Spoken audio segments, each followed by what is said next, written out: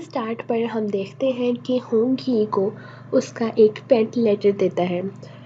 اس letter پر past سترا لکھا ہوتا ہے۔ وہ یہ لیٹر دیکھ کر بہت خوش ہوتا ہے۔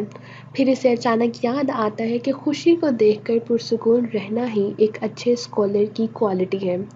اسی لیے وہ بیٹھ جاتا ہے اور پریکٹس کرنا شروع کر دیتا ہے۔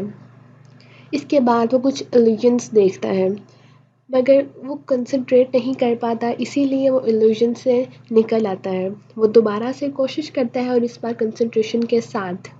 اس بار اسے نظر آتا ہے کہ اس کی سول باڈی سے نکل جاتی ہے اور دھوئیں کے پیچھے چلی جاتی ہے، مگر اچانک سے دھوئیں سے کوئی آدمی نکل کر اس پر حملہ کر دیتا ہے اور غائب ہو جاتا ہے۔ اس کے بعد یہ حملے آسمان سے کیے جاتے ہیں اور وہ ان کا مقابلہ کرتا ہے۔ وہ حملے سے بچنے کے لیے ایک شیلڈ بھی بنتی ہے، مگر ہونگ ہی زیادہ دیر یہ حملے برداشت نہیں کر پاتا اور اس میں وہیں فوراً آنکھ کھل جاتی ہے۔ وہ اپنے پیٹ یعنی کہ سینگ کو پاسٹ سترا کے بارے میں کچھ نہیں بتاتا اور وہاں سے نکل جاتا ہے۔ راستے میں وہ اپنے کچھ کلاس میٹس کے گھر کے پاس سے گزرتا ہے جہاں وہ لوگ ہونگ ہی کے بارے میں ہی بات کر رہے ہوتے ہیں۔ ان میں سے ایک کہتا ہے کہ اس کے پیرنٹس نے ہونگ ہی کو انعام بھی دیا ہے اور وہ اسے سب سے بہتر اور اہم سمجھنے لگ گئے ہیں۔ دوسرا کہتا ہے کہ جب اسکول اوپن ہو جائیں گے، اسکول شروع ہو جائیں گے تو ہم اسے مارنے کا کوئی بہانہ ڈھونڈیں گے تاکہ وہ ایگزامس میں ٹاپ نہ کر سکے۔ اس کے بعد وہ وہاں سے چلا جاتا ہے اور ایک لڑکی کے گھر میں پہنچتا ہے جو کہ پریکٹس کر رہی ہوتی ہے۔ ہونگ ہی اس لڑکی کے پاس پڑی بک کو دیکھتا ہے اور اسے پتہ چلتا ہے کہ یہ ٹائیگر ڈیمن بون فسٹ کی پریکٹس کر رہی ہے۔ وہ اسے دور سے پریکٹس کرتا دیکھتا ہے، مگر اسی دوران وہ لڑکی پریکٹس کرتے ہوئے کچھ ویوز پھینک دیتی ہے۔ وہ ویوز ہونگ ہی سے جا کر ٹکراتی ہیں، جس کے بعد وہ وہاں سے چلا جاتا ہے اور اس کی نظر دو لوگوں پر پڑتی ہے جو کہ چپکے سے کسی کے گھر میں داخل ہوئے۔ اسے لگتا ہے کہ یہ چور ہے، لیکن جیسے ہی وہ دونوں لوگ دروازہ کھولتے ہیں تب ڈیوک آ جاتا ہے اور اپنی پاور سے انہیں پیچھے کی طرف دھکیل دیتا ہے۔ وہ دونوں دراصل ڈیوک کو مارنے کے ارادے سے آئے تھے۔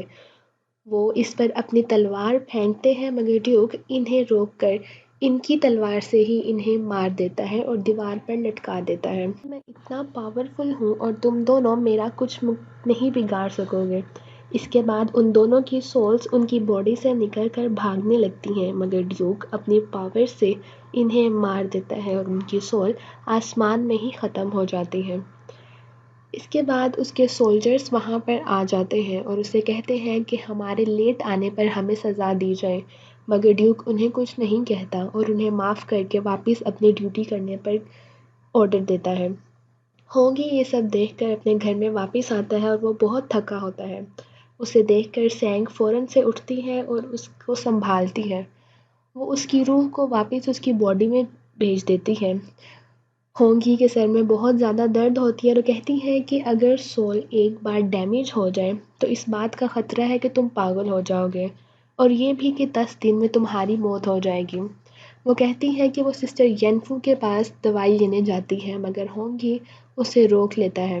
اس کے بعد وہ خود کو کام کرنے کے لیے پینٹنگ کرنا شروع کر دیتا ہے۔ آدھی رات کو وہ دوبارہ سے پاسٹ سترا پڑتا ہے، مگر اس بار اس کی سول باڈی سے نکل کر کچھ پاور سے ہیل ہو جاتی ہے اور واپس باڈی میں آ جاتی ہے۔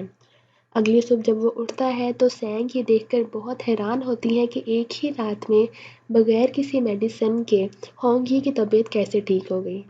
ہونگ ہی کہتا ہے کہ شام کو وہ چپکے سے ٹائیگر ڈیمن بون فسٹ کی تیاری کرے گا، اور وہ رات کو اسی لڑکی یعنی کہ سو ہی وائن کے گھر میں جاتا ہے، اس کے پریکٹس کرتا دیکھتا ہے اور اس کے سٹیپس کو کاپی بھی کرتا ہے۔ پھر وہ سینگ کو واپس آ کر شاپنگ کے لیے لے جاتا ہے۔ اسی دوران وہ کچھ کھاتے بھی ہیں اور پھر ایک دکان میں جاتا ہے جہاں پر اسے ایک گولڈن بو دکھائی جاتی ہے۔ وہ اسے دیکھتا ہے، پکڑتا ہے، مگر اسے لینے سے انکار کر دیتا ہے اور دکاندار سے کہتا ہے کہ مجھے 60 کیٹیز دکھائی جائے۔ دکاندار اسے 60 کیٹیز لا کر دیتا ہے اور وہ اس بو سے اچھا نشانہ باندھتا ہے، جس کے بعد دکاندار اس کی تعریف بھی کرتا ہے۔ اس کے بعد وہ دونوں اوپر چلے جاتے ہیں جہاں ہونگ ہی اس سے پوچھتا ہے کہ کیا آپ کے پاس بلڈ اسٹرپڈ اسٹیل سورڈ ہے؟ تب اس کی نظر اس کی دوست ینچا پر پڑتی ہے۔ وہ اس کے پاس ہیلو کے لیے جاتا ہے۔ ینشا اس کے گلے میں پینڈنٹ دیکھ کر خوش ہوتی ہے۔ اس کے بعد وہ لوگ تلوار دیکھنے لگ جاتے ہیں۔ تبھی ینشا کی نظر 60 کیٹس پر پڑتی ہے۔ وہ اس کی تعریف کرتی ہے۔ اسی کے ساتھ ساتھ وہ اپنا ایک ورنچ یا رنگ اسے دے دیتی ہے کہ یہ رنگ اس کی پاورز کو عام سے زیادہ کر دیں گی۔ اس کے بعد وہ وہاں سے چلی جاتی ہے۔ ینشا کے بارے میں ہونگی یہ سوچتا ہے کہ یہ کس طرح میری ہر دفعہ مارشل آرٹ سکلز کلٹیویشن کا اندازہ لگا لیتی ہے۔ اگلا سین ہم دیکھتے ہیں کہ ینشا کسی سے کہہ رہی ہوتی ہے کہ یونگ ہی اس کی بہن کا بیٹا ہے اور وہ بہت ہی جلد اس کی ہیلپ کے لیے ہمیشہ تیار رہے گی اور اس کو اچھا انعام بھی دے گی۔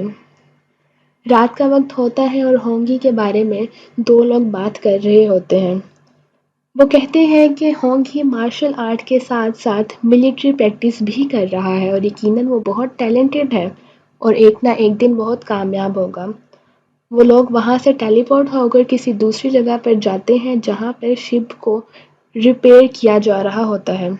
وہاں پر ہمیں پتہ چلتا ہے کہ ایٹرنل کنگڈم تباہ ہو گیا ہے اور ڈارک سٹار بھی ابھی تک کمپلیٹ نہیں ہوا۔